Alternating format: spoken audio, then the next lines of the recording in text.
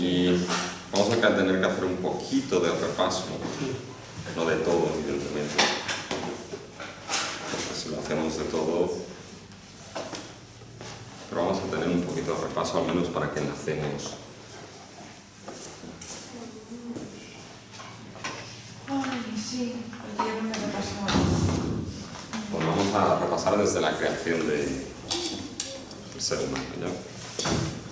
El capítulo 2. Sí. Hoy estamos en el 2.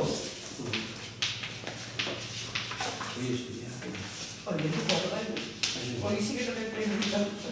Sabemos que estamos en...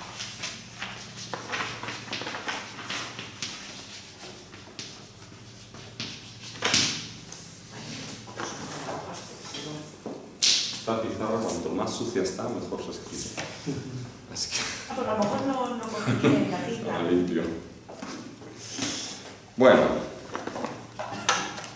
hoy vamos a estar en el capítulo 2, sobre todo. No creo que lleguemos a más, pero bueno, vamos a ir paso a paso. Entonces en el descanso ya hablaremos de qué es lo que hacemos, si lo dejamos ya cara a septiembre, lo dejamos ya hasta julio y agosto así libres, empezamos en septiembre, o si se quiere alguna clase en el mes de julio, pues lo hablamos, ¿no? Porque es muy complicado, pero veremos. Bueno, empezamos con una oración.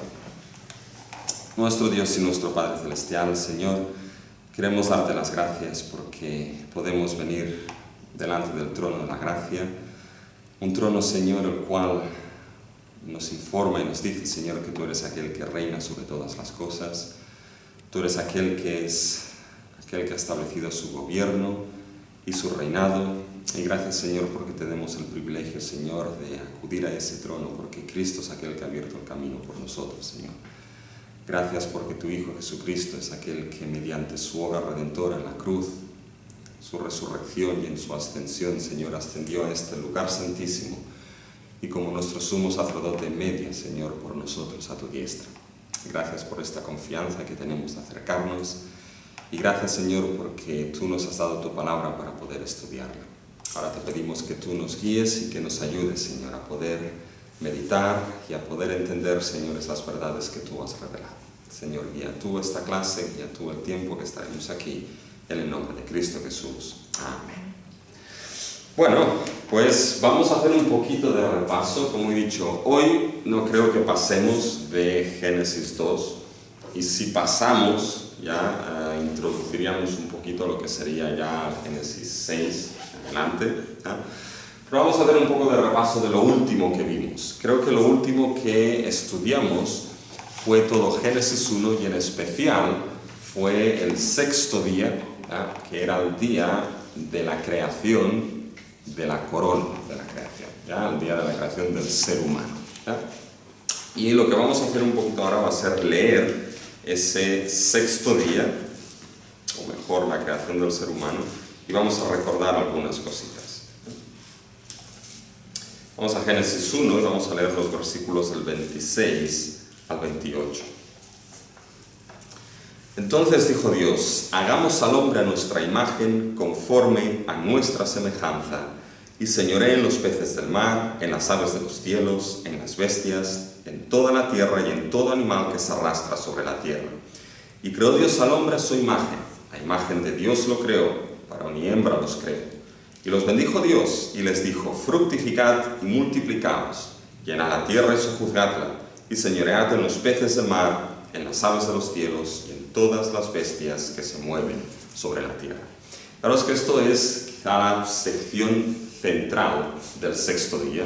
¿Ya? El sexto día coge más de esos versículos que hemos leído, en realidad coge desde el versículo 24, ¿ya? Cuando Dios empieza diciendo que produzca la tierra seres vivientes, etcétera, etcétera, y termina en el versículo 31, cerrando, en cierta manera, todo lo que son ese patrón de 6 días de creación, ¿ya? Si recordáis un poquito, dijimos que tanto Génesis 1 como Génesis 2, ¿ya? Debíamos verlos como los 2 capítulos que nos narran lo que es la narración de la creación, ¿ya? Son 2 capítulos los cuales se necesitan para poder entender lo que Dios está haciendo en la creación. Y hoy veremos de una manera especial cómo el Génesis 2 es un desarrollo, ¿ya?, de lo que es la creación del ser humano, entre otras cosas, y la funcionalidad del ser humano dentro del jardín del Edén, ¿ya? Pero, si os acordáis, los 6 días de creación, es algo que dibujamos así, ¿ya?, más o menos. 1, 2, 3, 4, 5 y 6, ¿ya? Los 6 días de creación marcaban, entre otras cosas, ¿ya?, un patrón que todos ellos nos llevaban al 6.º día, ¿ya? Si os acordáis, en la creación, una de las cosas que vimos cuando lo comparamos y contrastamos con la cultura del Antiguo y Medio Oriente, ¿ya?, es que una de las cosas que nos informaba la creación es que mediante la creación de la nada, mediante su palabra y creando todas las cosas, lo que Dios hacía era establecer su reino y su gobierno, ¿ya? Esto era algo importante, es un elemento teológico de la creación que después lo vamos a ver en nuestra religión. Pero Dios, mediante la creación, vencía ese caos inicial, ¿no?, ese caos de las aguas que estaban desordenadas, la tierra desordenada y vacía. Entonces, mediante la creación, Dios vencía este caos y establecía su gobierno, ¿ya? Y ese vencer el caos, establecer el gobierno de Dios, ¿os acordáis? Dios lo que estaba haciendo era, en cierta manera, el tema de vacío y desordenado, ¿ya?, era en cierta manera vencido, sojuzgado mediante la creación. Porque lo primero que vimos, ¿ya?, ¿os acordáis en aquel patrón que hicimos? El tema del desorden, Dios lo vencía trayendo ¿qué? Orden mediante la creación. Creaba, ¿ya?, lo que eran los espacios, el cielo, la tierra, el mar, ¿ya?, y después llenaba esos espacios con aquellos que gobernarían, ¿ya?, es decir, los pájaros para lo que era el espacio del cielo y las lumbreras que gobernaban, después los peces y los monstruos marinos, que todo el mundo se pregunta qué eran estos los monstruos marinos, ¿ya?, pues eran monstruos marinos, dejémoslo ahí, tampoco ir tanto, ¿ya?, para el mar, y después las bestias del campo, ¿sí?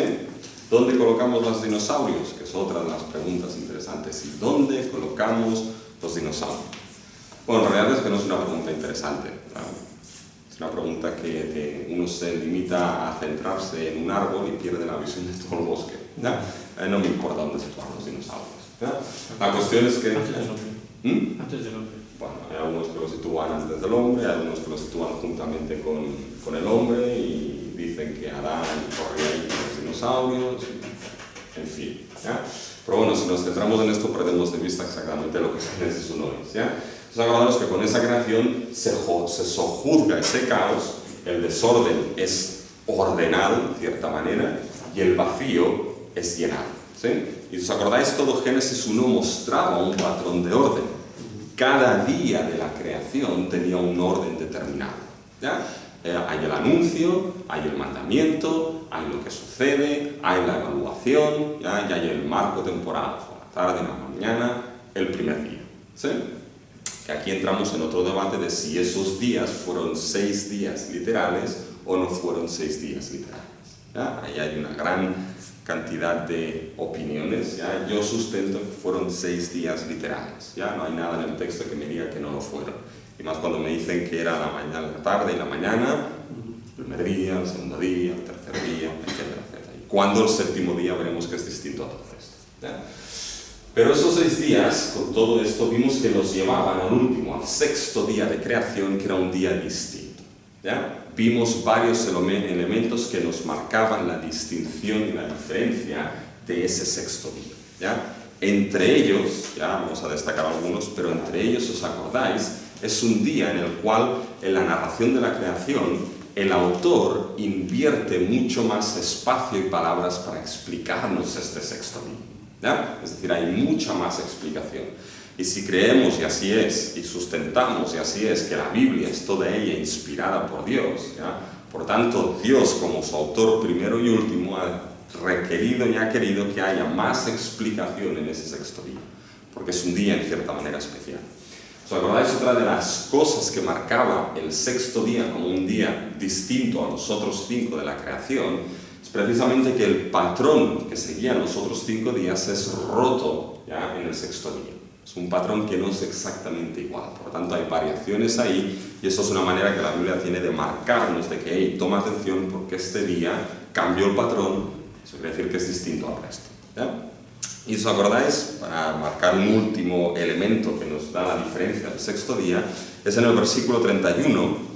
Si os fijáis cómo nos marca ese sexto día que dice, vio Dios todo lo que había hecho y he aquí que era bueno en gran manera y fue la tarde y la mañana el sexto día. ¿Ya? Nuestras traducciones españolas después en el día segundo dirá el segundo día y así, pero si os acordáis, os expliqué que en los 5 primeros días no hay el artículo definido. ¿Ya? Así que podríamos traducir el primer día, segundo día, tercer día, o día 1, día 2, día 3. ¿Ya? En cambio, en el sexto día, ¿ya? El hebreo es enfático ahí, sitúa lo que es el artículo determinado, diciendo de esta manera que ese día es el sexto, es determinado, es distinto y es especial. ¿Sí? Bien, y una de las cosas por las cuales es especial el sexto día es precisamente porque Dios lo que hizo en el sexto día es algo distinto al resto de la creación. ¿Ya? Forma parte de la creación, es criatura, pero es de una identidad y funcionalidad distinta al resto de animalitos, ¿ya? Que es precisamente la creación del ser humano a imagen y semejanza. ¿Ya? Por tanto, este patrón nos mostraba de que al final, aquel que acaba gobernando, ¿ya? Sobre toda la creación, sojuzgando toda la creación, es precisamente aquel que está en la cúspide de la creación, que es el ser humano. ¿Sí? Y vimos que, ya explicamos un poquito el tema de cómo Dios introduce la creación del ser humano en el versículo 26, que lo introduce con un hagamos. ¿Ya? Y aquí, ¿qué es lo que significaba? Eso era otra de las diferencias del sexto día, ¿ya? Porque Dios aquí habla en primera persona plural, ¿ya? Dijo, hagamos, nosotros. Y aquí, evidentemente, hay una gran cantidad de teorías, como no, ¿ya? Pero básicamente hay 3, aquellos que determinan que es la Trinidad, ¿ya? Es Dios en el seno de la Trinidad, hablando, las 3 personas de la Trinidad, diciendo, vamos a hacer. La otra, si os acordáis, dijimos que hay algunos que sustentan que ese hagamos es un plural de realeza. ¿Sí? Y vimos cómo, por ejemplo, la reina de Inglaterra habla con el we, ¿ya? El nosotros real, está ella sola, ¿ya? Pero es en we, nosotros real. ¿Ya? Y después dijimos que otra visión, ¿ya? Que posiblemente es la que más encaja con lo que es el contexto del antiguo Medio Oriente de aquel tiempo, es que ese hagamos se refiere a un consejo celestial, ¿ya? En el cual Dios reúne a los seres angelicales, ¿ya? Y a las huestes celestiales y les informa en cierta manera, no es que les pida permiso, sino que les informa en cierta manera de aquello tan especial que va a hacer. Es decir, la creación del ser humano va a ser algo tan especial, ¿ya? Que Dios reúne al consejo celestial para decirles, mirad lo que voy a hacer, ¿ya? Y eso dijimos que encajaba con lo que era la... Ya está. Que había un bicho volando ahí, ¿no? Eso es el sojuzgar sobre la creación, ¿no? Entonces, si os acordáis, dijimos que en el antiguo Medio Oriente se entendía ya de que los dioses en cierta manera funcionaban en una serie de panteones donde había los dioses mayores, ¿ya? Y los dioses menores. Los dioses mayores funcionaban por encima de aquellos, ¿ya? En fin, ya dijimos que no es que haya otros dioses, ¿ya? Todos los dioses aparte del único Dios verdadero en la Escritura son considerados como ídolos, ¿ya? Pero aquí es la idea básicamente de esa corte celestial, de esas huestes celestiales, ¿ya? Delante de los cuales Dios va a decirles, mirad lo que voy a hacer. Es tan importante que todo el cielo mira lo que Dios va a hacer, ¿ya? Y vimos algunos textos que nos mostraban esto. Y si os dais cuenta, en cierta manera las huestes celestiales miran no solamente la creación del ser humano, sino que también anhelan lo que el ser humano tiene por redención, ¿ya? Creo que esto lo vimos cuando hablamos de los ángeles en los varones, que en Primera de Pedro, ¿ya? Los ángeles miran y anhelan aquella redención que le ha sido dada al ser humano, ¿ya? Lo podemos leer en Primera de Pedro, y es el capítulo 1. Es decir, nosotros tenemos algo que los ángeles nunca van a tener, ¿ya? y miran precisamente esto que Dios nos ha dado por gracia en Cristo Jesús, ¿no? Fijaros en 1 de Pedro, y a partir del versículo 10 del capítulo 1. Dice: los profetas que profetizaron de la gracia destinada a vosotros inquirieron y diligentemente indagaron acerca de esta salvación, escudriñando qué persona y qué tiempo indicaba el Espíritu de Cristo que estaba en ellos, el cual anunciaba de antemano los sufrimientos de Cristo y las glorias que vendrían tras ellos. A esto se les reveló que no para sí mismos, sino para nosotros, administraban las cosas que ahora son anunciadas por los que han predicado el Evangelio por el Espíritu Santo enviado del cielo. Ahora fijaros, cosas en las cuales anhelan mirar los ángeles, ¿ya? Entonces la idea de que esa salvación, fijaros que nos marca algo que hemos aprendido, es una salvación que progresa históricamente desde el antiguo pacto hasta el nuevo, ¿ya? Toda esa salvación que fue anunciada por los profetas, dice, les fue revelado de que fue no para ellos, sino para nosotros. Para nosotros en el nuevo pacto, que es lo que vemos, vemos el cumplimiento de toda esa salvación anunciada en la historia del antiguo pacto, ¿ya? Y eso, Pedro dice, esas cosas anhelan mirar los ángeles, es decir, estar como espectadores anhelantes de eso que a nosotros, por la gracia de Dios, nos ha sido dado y gozamos, ¿ya? Por tanto, no es tan descabellado entender el hagamos, ¿ya?, del capítulo 1, la creación del ser humano, como esas huestes celestiales en las cuales Dios anuncia la corona de su creación, aquello tan especial que recibe, ¿ya? Y entonces, ¿qué es lo que hizo Dios? Bueno, pues creó al ser humano, si os acordáis, ¿ya?, lo crea de una manera muy especial, algo que marca la distinción del ser humano en el resto de la creación. Es que lo creó a su imagen, conforme a su semejanza, ¿ya? Ya que dijimos, ¿qué es lo que quería decir esto? Y si os acordáis, explicamos un poquito de que a lo largo de la historia de la Iglesia ha habido diferentes entendimientos, definiciones de lo que es ser creado a imagen y semejanza de Dios, ¿ya?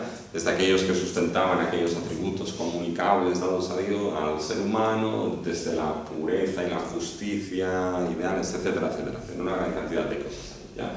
Por algo que nos preguntamos, es importante, es el hecho de decir que esto fue escrito para Israel. Si Israel en aquel tiempo lo hubiese entendido de esta manera, ¿ya? No quiere decir que en esa creación esas ideas de esa justicia inicial, de todo esto, no estuviesen implicadas, ¿ya? Pero la cuestión es posiblemente cómo lo entendió Israel en el tiempo y la cultura que les fue dado, ¿ya? Y si acordáis, cuando hablamos de esto, la idea de imagen y semejanza no era algo, o no es algo ya, exclusivo de la revelación bíblica, ¿ya? En la cultura de aquel tiempo, ser imagen y semejanza de Dios ya se veía tanto en la cultura egipcia como en la cultura mesopotámica, ¿ya? Y en Egipto, si os acordáis, aquel que era imagen y semejanza de Dios era precisamente Faraón, ¿ya? Por lo tanto, Faraón era imagen y semejanza de Dios en dos sentidos claros, ¿ya? Uno, en el sentido de que sustentaba una relación vertical con la divinidad que fuese de hijo, ¿ya?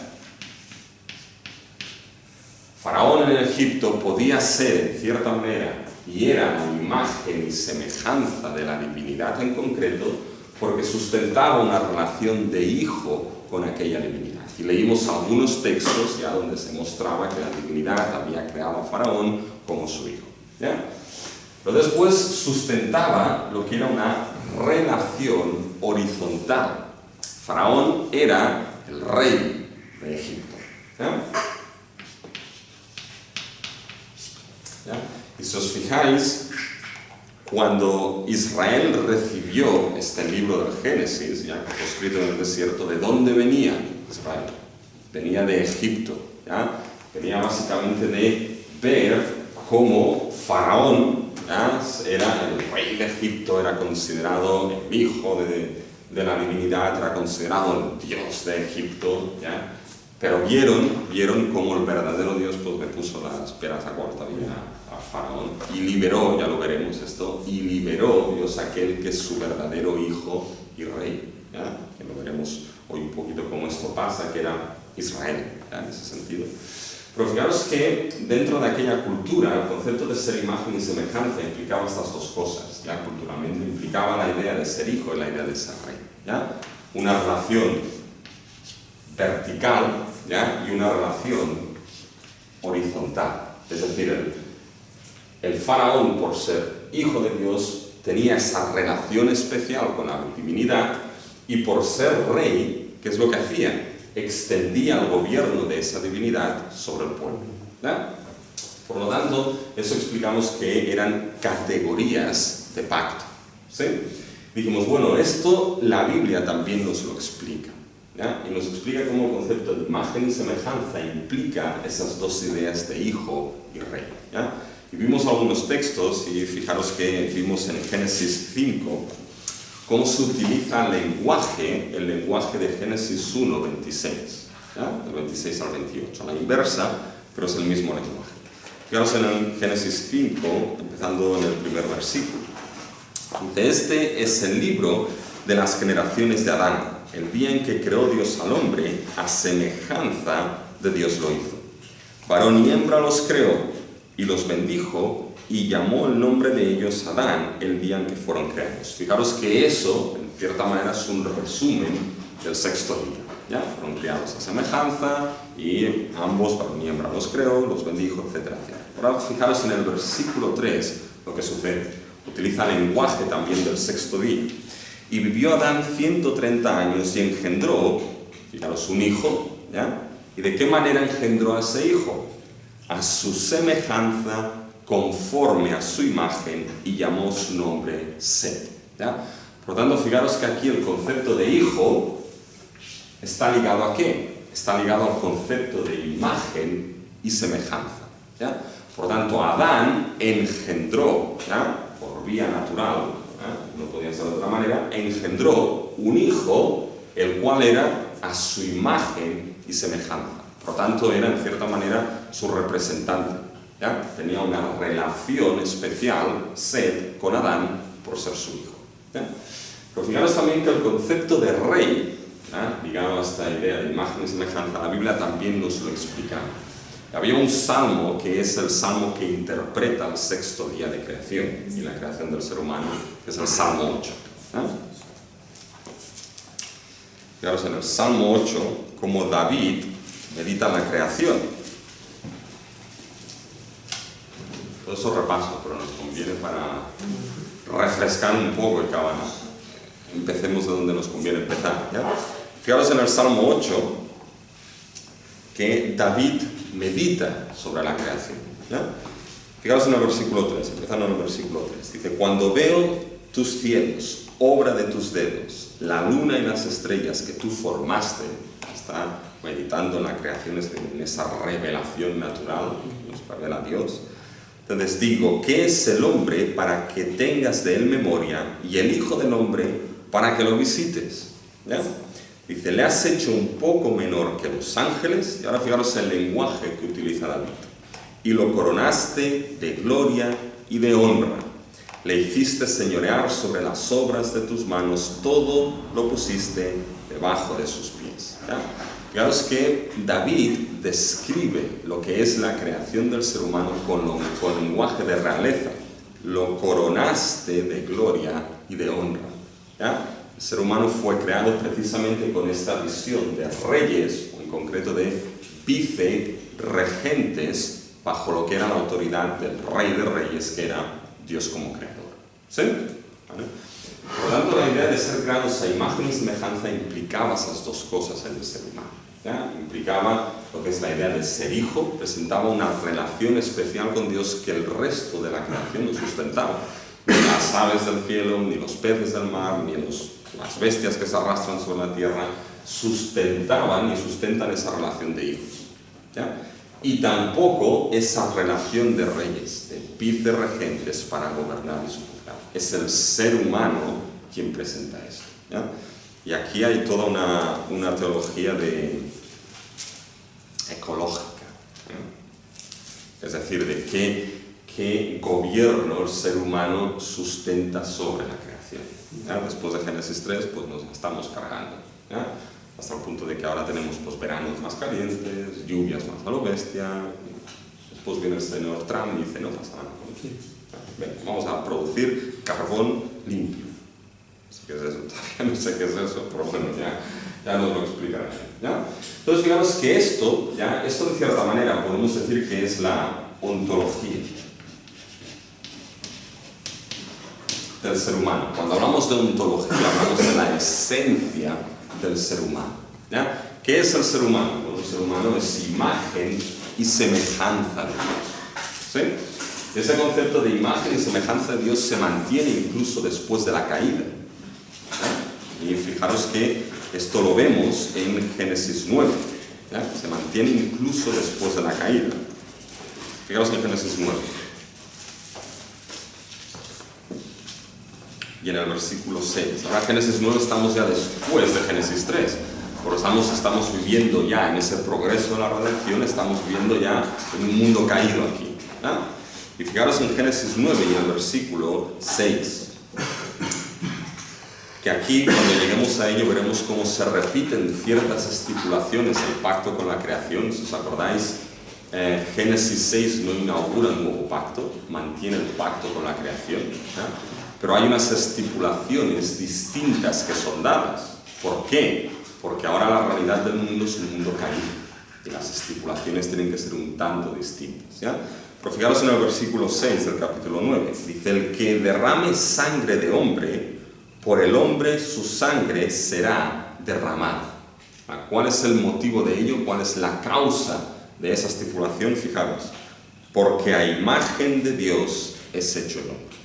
Ahora fijaros que estamos en Génesis 9, después de Génesis 3, y Dios sigue manteniendo de que en su esencia, en su ontología, el ser humano sigue siendo algo especial. Y sigue siendo la imagen y semejanza de Dios. ¿Ya? Por lo tanto, el ser humano hoy en día sigue teniendo ese valor en su esencia. ¿Ya? Lo que se estropeó, veremos, es precisamente esto. ¿Ya? Y su funcionalidad. Por eso vamos a requerir a aquel que sea la imagen y semejanza de Dios por excelencia, aquel que sea el Hijo por excelencia, el Rey por excelencia, el sacerdote por excelencia, en quien nuestra imagen va a ser restaurada. ¿Sí? Vamos a ser creados a su imagen y la idea de Hijo, Rey, sacerdote va a ser restaurada en nosotros. ¿Sí? Pero bueno, llegaremos ahora un poquito a eso. Entonces, fijaros que el ser humano, su ontología, ¿qué es? Es precisamente imagen y semejanza de Dios. ¿Sí? Y si os acordáis, es como si Dios, en cierta manera, hubiese puesto su imagen en la creación, ¿ya? Para expresar ¿qué? Su gobierno y extenderlo. Y eso nos llevaba, ¿ya? De aquí nos llevaba a lo que era la funcionalidad del ser humano. ¿Ya? ¿Cuál era la funcionalidad del ser humano? Es decir, ¿qué funcionalidad tiene que el ser humano en su esencia sea imagen y semejanza de Dios? ¿Ya? Fijaros que la funcionalidad es bien explicada en los versículos que hemos leído. ¿Ya? Fijaros en el versículo 26.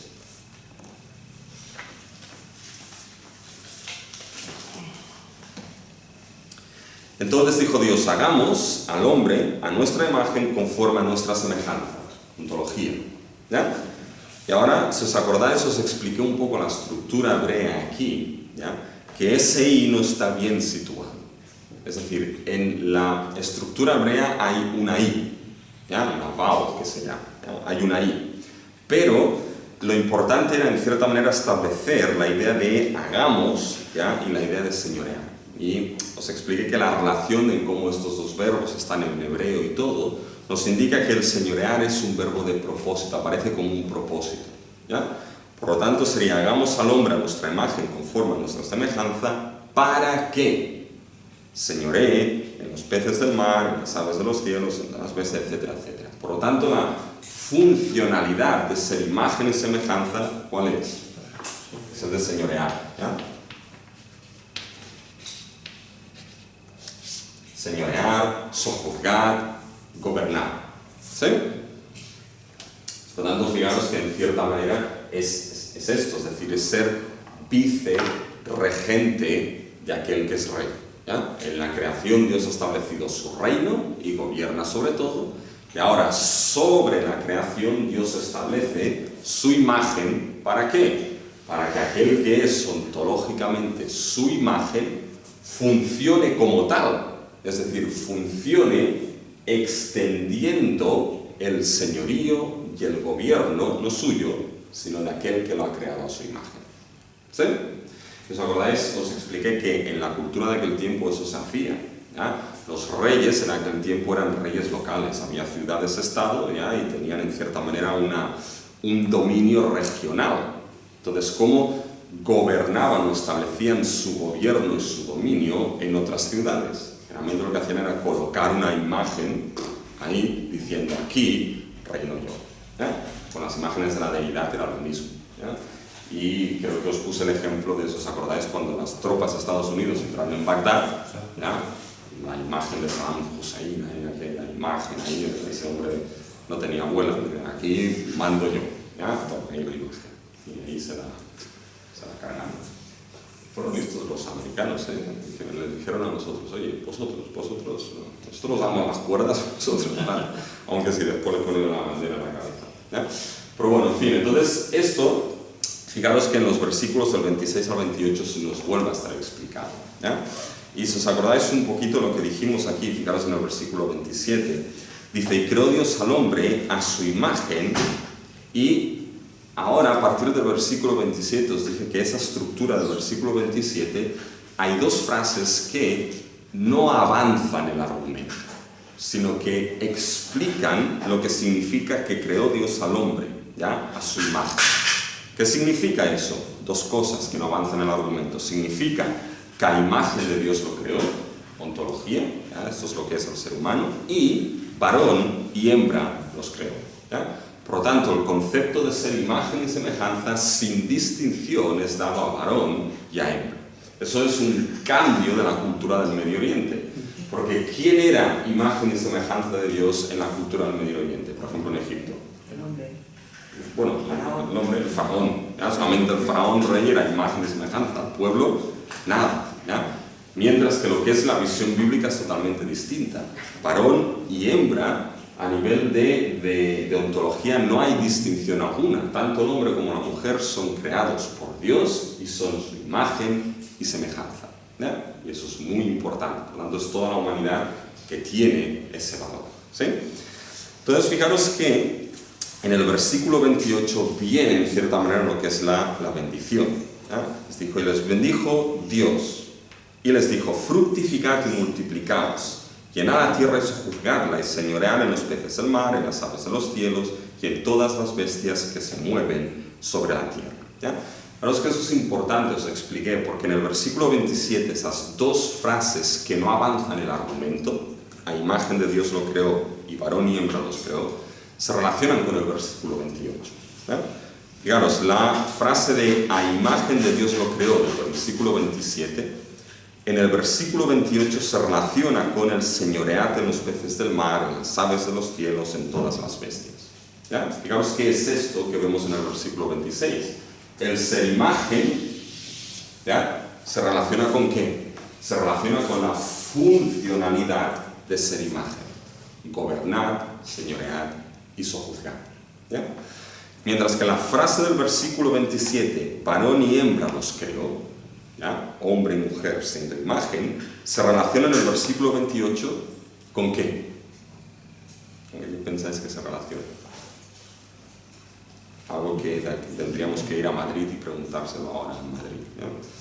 Y los bendijo Dios y les dijo, fructificad y multiplicaos, llenad la tierra, ¿ya? Evidentemente, varón y hembra se relaciona con esto, ¿ya? Porque siendo varón y hembra es la manera en cómo ¿qué?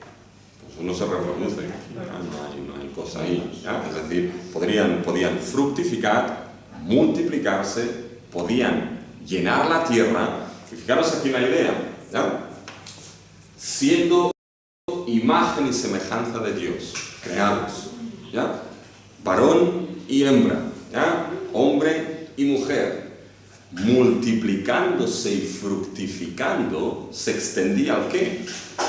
Se extendía esa funcionalidad, se extendía pequeñas imágenes de Dios que hubiesen tenido que salir, ¿ya? De cierta manera. ¿Para qué? Para extender el reino del Creador, ¿ya?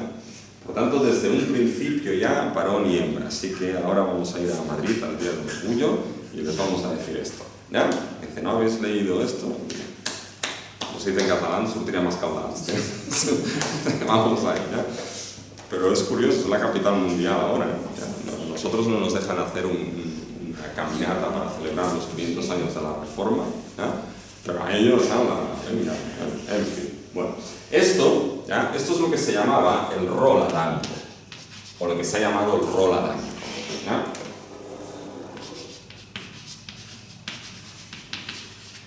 Es lo que se ha llamado ese rol adámico, esa funcionalidad, ¿ya? Que veremos que era desarrollado tanto por Adán y Eva, fructificando y multiplicándose, que hoy lo veremos, ¿ya? Entonces, creo que nos quedamos aquí, ¿sí? Más o menos.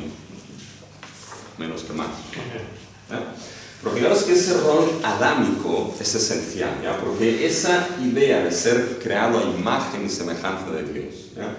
Con esa funcionalidad, con ese rol adámico de extender el reino de Dios, va a ser algo esencial en el progreso de la historia de la redención. Porque va a ser algo que va a unirnos ese progreso histórico de la salvación hasta que eso encuentre su cumplimiento en Cristo Jesús, ¿ya? Si os acordáis en esa historia que os expliqué, y en ese progreso, ¿ya? Vamos de una primera creación, ¿ya? A una última creación, ¿os acordáis? ¿Ya? Y en todo ese progreso de la redención, después de que se produjo Génesis 3, ¿ya? La historia de la redención, ¿qué es lo que va a hacer? ¿Qué es lo que va a hacer Dios? Mediante la redención, Dios va a recuperar el ideal de la creación que nunca se llevó a cabo por su imagen y semejanza, ¿sí? Por aquel que era el primer Adán. El primer Adán, aquel que debía extender el reino y llevar ese ideal a su cumplimiento máximo, no lo hizo. Por lo tanto, la redención ahora, por medio de la redención, ¿qué requerirá para que ese ideal sea restaurado? Requerirá aquel que sea imagen y semejanza de Dios para restaurar ese ideal. Por lo tanto, a lo largo de todo el progreso de la redención, vamos a ver cómo ese ideal de imagen y semejanza, ese rol adámico, va a ir a lo largo de ese progreso hasta llegar a aquel que lo restaura, ¿ya? Fijaros si lo seguimos un poquito ahora. Fijaros cómo esto, ¿ya? Nos lo vamos a volver a encontrar cuando llegamos a Noé y a su familia, ¿sí? Cuando hablemos de Génesis 6 al 9, veremos los paralelos que hay entre el diluvio y la creación misma. Hasta el punto que vamos a ver que el diluvio, ¿ya? Es un inicio, hacer las cosas nuevas. Es decir, el diluvio va a ser volver aquí, a Génesis 1, para volver a empezar de nuevo, ¿ya? Y si no tenéis nada que hacer en casa, que yo estoy seguro que tenéis muchas cosas que hacer, ¿no? Podéis leer Génesis 7 y Génesis 8 y buscar los paralelos que existen con Génesis 1, ¿ya? Y así avanzaríamos para la próxima clase. Pero fijaros ahora en Génesis 9.1, ¿no? Y fijaros las categorías que la Biblia utiliza para describir a Noé y a su familia, ¿no? Fijaros, Génesis 9, versículo 1. Te bendijo Dios a Noé y a sus hijos. ¿Qué es lo que hizo Dios con Noé y sus hijos? Los bendijo, ¿ya? ¿Y de qué manera los bendijo? Fijaros, y les dijo, fructificad y multiplicaos y llenad la tierra. ¿De dónde viene eso? ¿De dónde viene esa bendición? Fijaros que esa bendición precisamente viene de aquí, de Génesis mismo. Por lo tanto, ¿qué es lo que la Escritura nos está diciendo? ¿Ya? Como os he dicho, hay muchos paralelos entre el diluvio y la creación, y ese es uno de ellos, ¿ya? Pero es como si Dios empezase las cosas de nuevo. Es decir, ahora, después del diluvio, la tierra sumergida con agua, después aparecen los montes y todos, como si hubiese una nueva creación, nos encontramos que un nuevo Adán, al cual es dada la bendición, el rol adámico. Ahora Noé y su familia sustenta el rol adámico de ser imagen y semejanza y extender, por tanto, ¿el qué? El reino del Creador. ¿Ya? Lo que pasa es que con este nuevo Adán, ¿ya? Bueno, pues le dio al botellón un poquito. Al igual, fijaros, al igual que el primer Adán cayó en un jardín, este nuevo Adán cae al lado también de un huertito. ¿Ya? Se planta su viñita y ¡pam! Ya la tenemos. Esto nos sirve. Pero si seguimos avanzando en la historia de la salvación, fijaros en Génesis 12. ¿Ya? Y aquí cambia un poquito, pero también viene esto de lo que es la creación misma. Eso ya no es eso ya es nuevo. ¿Ya? Fijaros en Génesis 12, que es el llamamiento de Abraham. ¿Ya? Dice, pero Jehová había dicho a Abraham, vete de tu tierra y de tu parentela y de la casa de tu padre a la tierra que te mostraré. Y haré de ti, ahora escuchar esto, y haré de ti una gran nación y te bendeciré y engrandeceré tu nombre y serás bendición. Bendeciré a los que te bendijeren y a los que te maldijeren maldeciré, y serán benditas en ti todas las familias de la tierra. Llegaremos a este texto, no os preocupéis, ¿ya? Pero en realidad este texto consta de dos imperativos, ¿ya? Y este texto va de la manera siguiente en los versículos 2 y 3. Haré de ti una gran nación, te bendeciré, engrandeceré tu nombre. Y ahora viene el segundo imperativo. Sé bendición, esa es la idea. Sé bendición. Bendeciré a los que te bendijeren, y en realidad en hebreo el maldecir es singular, y maldeciré al que te maldijere. Por lo tanto, hay un énfasis en bendición y no en maldición aquí. ¿Sí? Y serán benditas en ti todas las familias de la tierra. Fijaros que el énfasis está en bendición. Por lo tanto, la idea es que a Adán, ¿ya? A Noé, le fue dada la bendición y ese rol adámico. Ahora, en Abraham, esa bendición pasa a forma de promesa. ¿Ya? El formato cambia. Fijaros que la promesa puede ser definida con dos términos. Hay un autor que lo establece muy bien. ¿Ya? Lo que le fue prometido a Abraham fue básicamente dinastía y dominio. Esas dos cosas, ¿ya? Dinastía y dominio, ¿ya?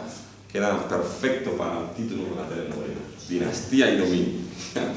Porque fijaros, la dinastía que le fue prometido, una gran nación. Y de dominio que le fue prometido, una tierra. Fijaros que estas promesas que van juntas con la idea de bendición, ¿ya?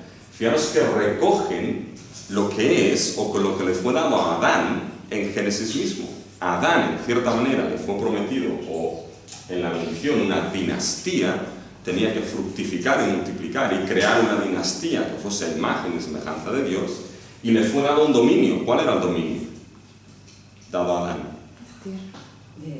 Toda la creación, toda la creación. Ahora esto pasa a Abraham en forma de bendición, pero en forma de promesa. ¿Ya? Fijaros que ahora esto, si seguimos en la historia de la salvación, llegamos a la dinastía de Abraham, que es Israel. Y fijaros en Éxodo cómo se define Israel.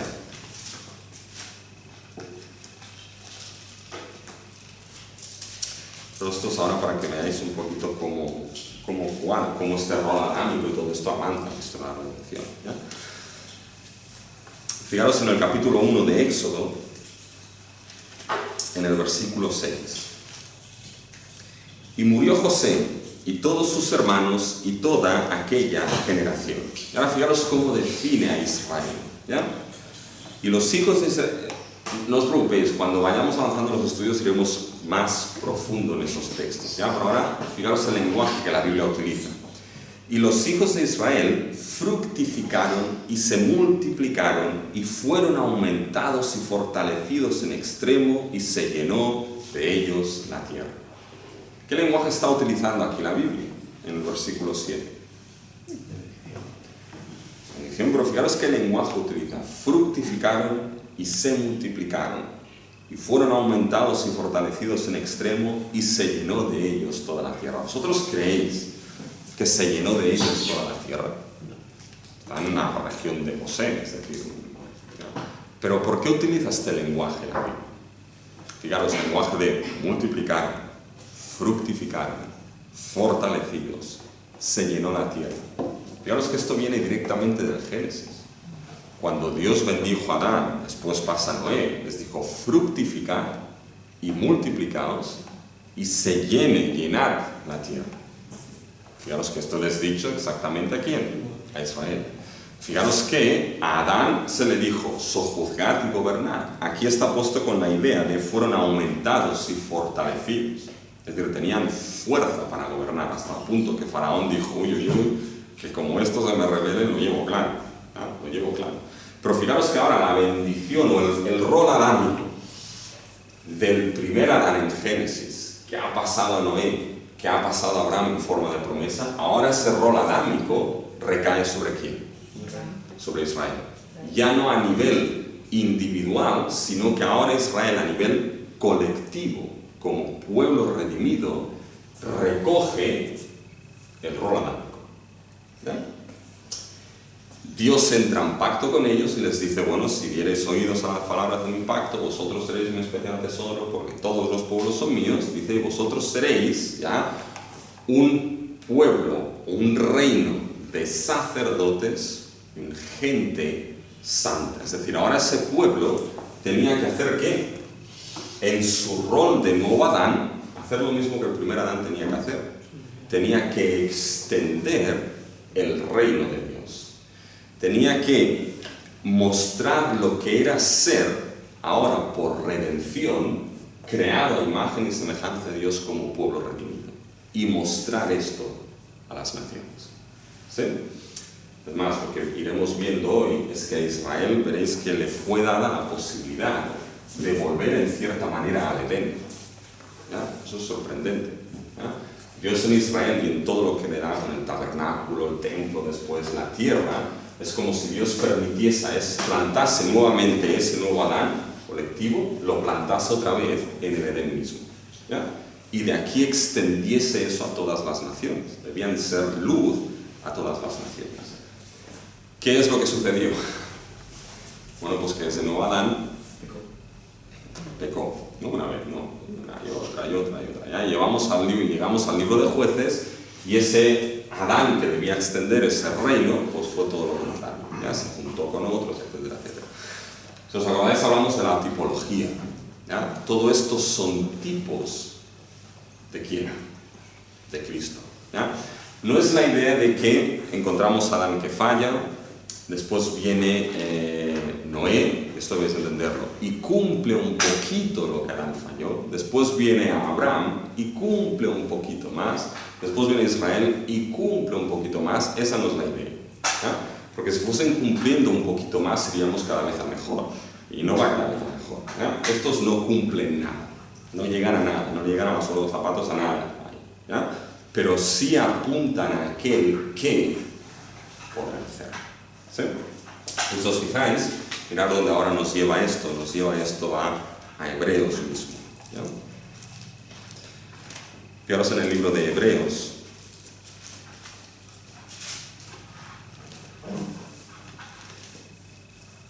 Fijaros en los primeros 3 versículos del capítulo 1 cómo describe al Hijo. ¿Ya? Dice, Dios, habiendo hablado muchas veces y de muchas maneras en otro tiempo a los padres por los profetas, en estos postreros días nos ha hablado por el Hijo. ¿Ya? Y ahora va a definir a ese Hijo, ¿ya? A quien constituyó heredero de todo y por quien asimismo hizo el universo. Y ahora mirar el versículo 3. El cual, siendo el resplandor de su gloria y la imagen misma de su sustancia. Fijaros lo que Hebreos nos dice de Cristo, ¿ya? Porque está hablando de Cristo. Él es el Hijo. ¿Y ese Hijo es qué? Es la imagen misma de la sustancia de Dios, es decir, de la misma esencia. Y si seguimos leyendo el texto, ¿ya? Fijaros ahora a partir del versículo 5, cómo va a tocar textos de realeza para describir al Hijo. Porque a cuál de los ángeles dijo jamás, mi hijo eres tú, yo te he engendrado hoy, y otra vez, yo seré a él padre y él me será mi hijo, concepto de hijo, ¿ya? Y otra vez, cuando introduce al primogénito del mundo, dice, adórenle todos los ángeles de Dios, ciertamente, de los ángeles dice, el que hace a sus ángeles espíritus y a sus ministros llama de fuego, mas del Hijo dice, ahora fijaros, tu trono, oh Dios, por el siglo del siglo, cetro de equidad es el cetro de tu reino. ¿Cómo describe aquí al Hijo ahora? Como rey. Por lo tanto, fijaros que en Cristo tenemos el concepto de que Él es imagen de la sustancia de Dios, de la misma esencia, y es Hijo y Rey por excelencia. Por lo tanto, fijaros que en Cristo se cumple el ideal del primer Adán. Y fijaros cómo ahora ese ideal lo aplica a Cristo claramente Hebreos 2. ¿Ya? Fijaros en Hebreos 2 del versículo 5, que esto claro que lo vimos con los hombres también. ¿Ya? Fijaros, en el capítulo 2, versículo 5. Porque no sujetó a los ángeles el mundo venidero. ¿Ese mundo venidero qué es? Son los nuevos cielos y la nueva tierra. Es el ideal final. Es decir, ese mundo venidero es el cumplimiento de esto. Es el cumplimiento de la primera creación. Ese ideal último que acaba de ese mundo venidero, los nuevos cielos y la nueva tierra. ¿A quién Dios sujetó ese ideal de la primera creación? ¿A quién lo sujetó? Al hombre. Muy bien. Y fijaros que eso es lo que nos dice. ¿Vale? Lo que nos dice el texto. Fijaros. Porque no sujetó a los ángeles el mundo venidero, no fue a los ángeles, acerca del cual estamos hablando. Pero alguien testificó en cierto lugar, diciendo, el autor de Hebreos me encanta, ¿no? Porque él no se lía con si fue David. Alguien dijo, ¿no? Para él lo importante es la escritura, ¿no? Dice, pero alguien testificó en cierto lugar diciendo, ¿qué es el hombre para que te acuerdes de él? O el hijo del hombre para que le visites. Le hiciste un poco menor que los ángeles, le coronaste de gloria y de honra y le pusiste sobre las obras de tus manos. Todo lo sujetaste bajo sus pies. Porque en cuanto le sujetó todas las cosas, nada dejó que no sea sujeto a él. ¿Qué salmo es este? 8.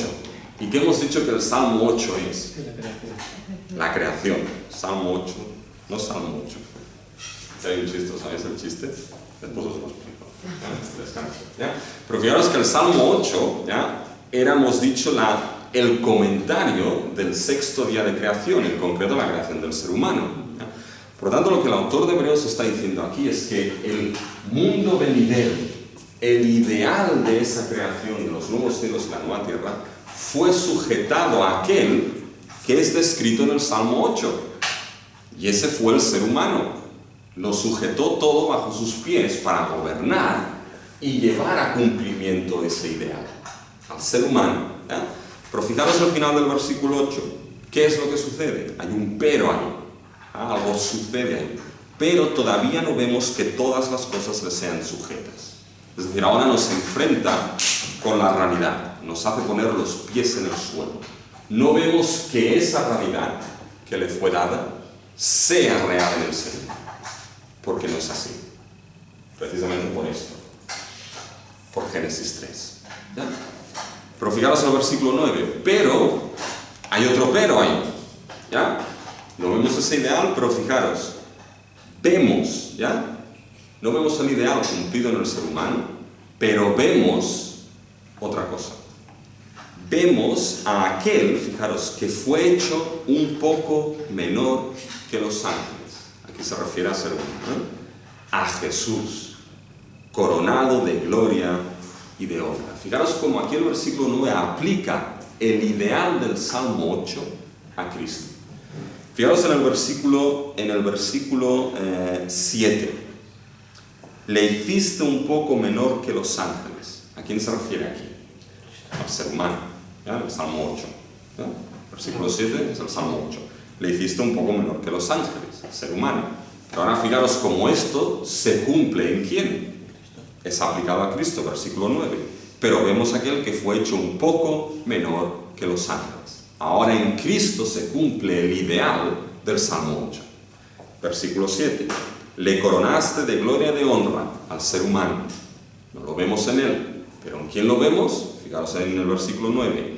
Pero vemos a aquel que fue hecho un poco menor que los ángeles, a Cristo, coronado de gloria y de honra. La única diferencia es que para el ser humano, ¿ya?, fue dado por creación. En Cristo fue dado a través de la cruz. Fijaros.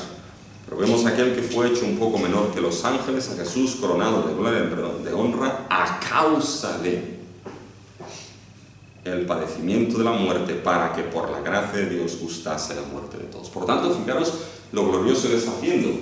Nos encontramos Génesis 1, el ideal del ser humano. Salmo 8, que nos habla del ideal del ser humano. Ese ideal ni Noé, ni Abraham, ni Ismael, ni David llegó a cumplirlo. Pero esto se aplica ¿a quién? A Cristo. Él es quien lo cumple. Y fijaros que es algo sorprendente aquí. Hebreos 2 está aplicando a Cristo el Salmo 8, ¿sí o no? Y el Salmo 8 es la meditación de la creación del ser humano en Génesis 1, antes de la caída. Por lo tanto, nos está diciendo que el hombre perfecto no es Brad Pitt, es Cristo. No sé si os gusta Brad Pitt, que nunca lo he encontrado guapo, pero bueno, en fin. Es Cristo. Él es el postrer Adán. Él es aquel que cumple todo esto. Y gracias a esto, fijaros, en nosotros no vemos cumplido esto, el ideal, pero en Cristo sí. Él es quien ha traído esa nueva creación. Y en Él es restaurado ¿qué? En nosotros el ser imagen y semejanza como hijos y reyes. Somos adoptados en Cristo como hijos y somos coherederos juntamente con Cristo. ¿Sí?